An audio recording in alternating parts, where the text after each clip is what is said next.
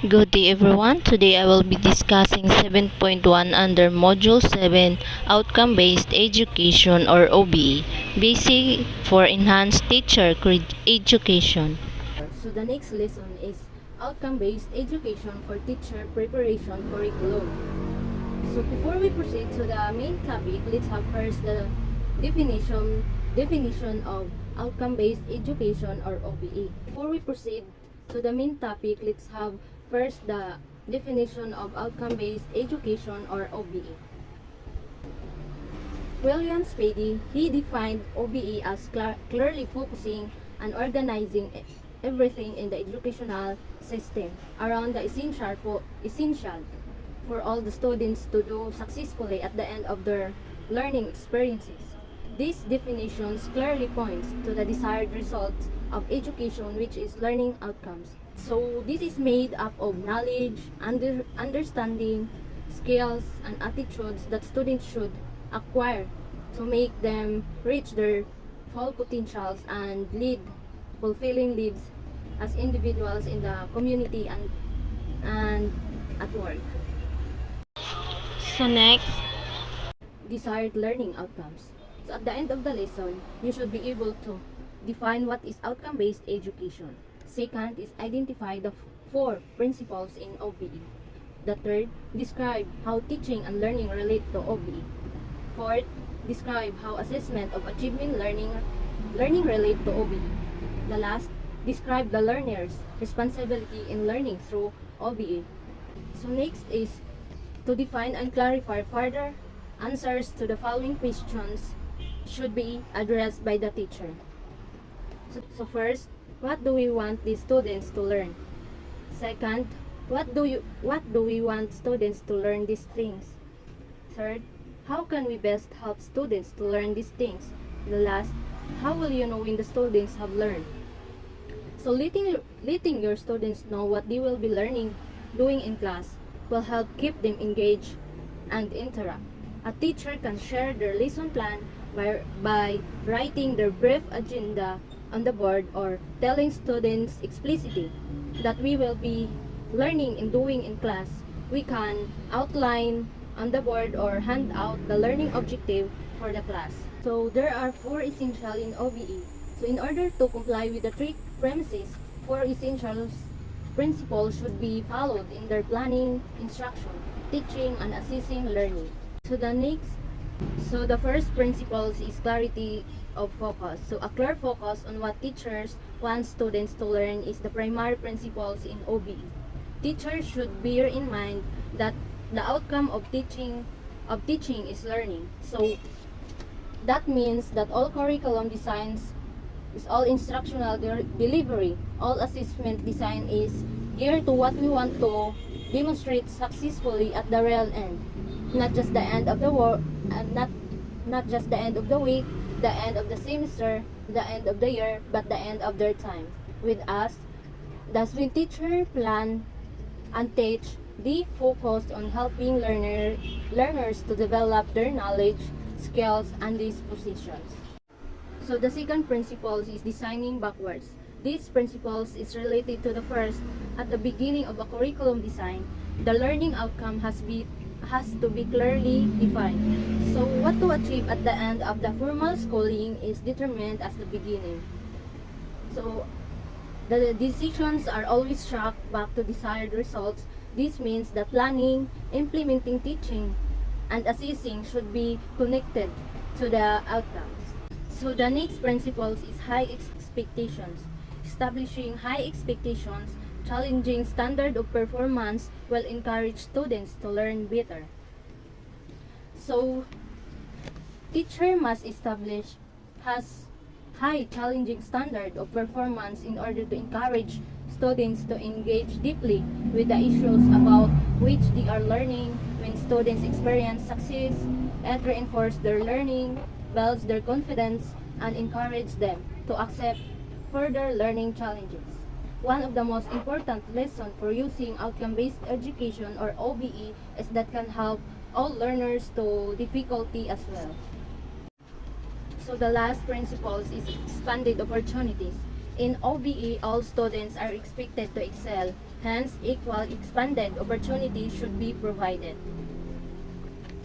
So this principle is based on the idea that not all learners can learn the something in the same way and in the same time. However, most students can achieve high standards if they are given appropriate opportunities. What really matters is that students learn the things that are important, not that they learn them in particular way or by some arbitrary point in time. It is obvious that traditional ways organizing schools do not make it easy for teachers to provide expanded opportunities for all learners. However, the practical difficulties of providing expanding opportunities must be weighed against the long-term benefits of enabling learners to be successful. So the next is teaching learning in OBE. Teaching is teaching if learners is learn. Learning is measured by its outcome. Whatever approach to teaching is used, the intent should focus on learning rather than on teaching. So it is important that students learn how to learn, hence teachers should be innovative. So how then should teaching learn be done in OBE? So here are some tips. To the next are here are some tips in OBE. First is teachers must prepare students adequately. So this can be done if the teachers know what we want the students to learn and what learning outcomes to achieve. Knowledge is important, thus a review is necessary at the start of the lesson. So the second tip is teachers must help their students to understand. So that's what they have to learn and why they should learn it, or what use it will be now and in the future. So and how will they know that they have learned. So the third tips is teachers must create a positive learning. So students should feel that regardless of individual uniqueness, the teacher is always there to help. Teacher and students relationship is very important. The classroom's atmosphere should provide respect for diverse kind of learners.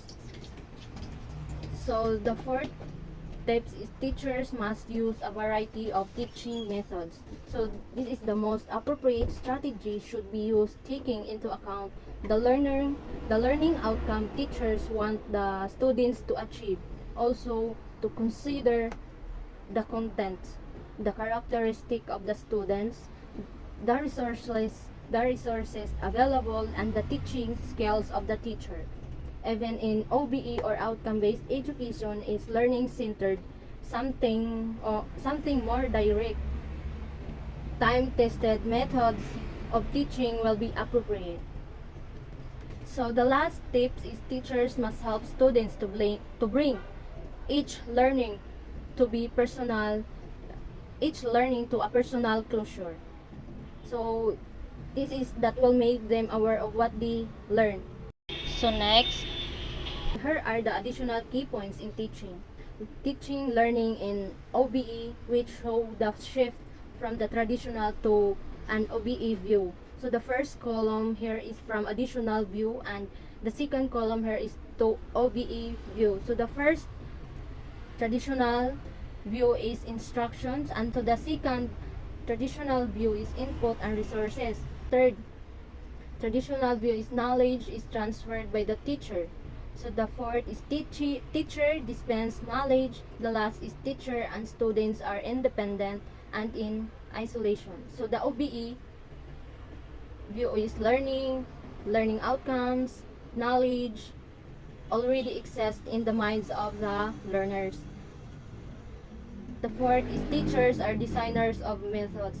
So the last OBE view is teachers and students work in teams. So the next slide is assessment of learning outcomes in OBE. So assessment in OBE should also be guided by the four principles of OBE, which are clarity of focus, designing backwards, high expectations, and expanded opportunity. So it should contribute to the objective of improving students' learning. Since the OBE, there's a need first to establish a clear visions of what the students are expected to learn, the desired learning outcome. Then the assessment becomes an embedded part of the system.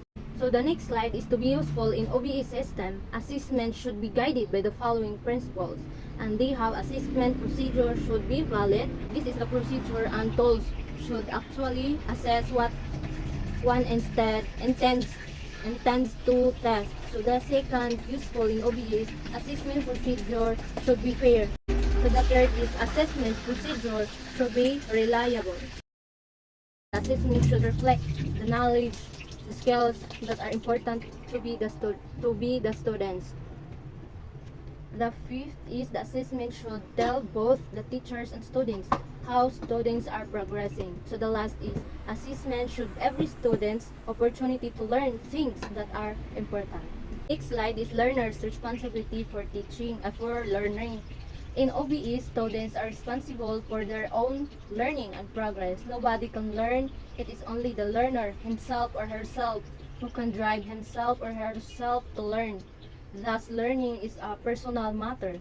Teachers can only facilitate that learning, define the learning outcomes to be achieved, and assess students to achieve those outcomes. So, one of the great benefits of outcome-based education is that it makes students aware of what they should be learning and why they are learning it, what they are actually learning, and what they should do when they are learning. So all of this will include with the achieved learning outcomes. So in these terms of students' perspective, there are common questions that will guide them as they learn under the outcome-based education curriculum framework. The next slide is to guide the students in OBE learning. They should ask themselves the following questions. So number 1, what do I have to learn? Number 2, what do I have to learn it? Next is what will I be doing while I am learning? 4, how will I know that I am learning? What should I be learning? The fifth is, will I have any say in what I learn? So the last is, how will I be assessed?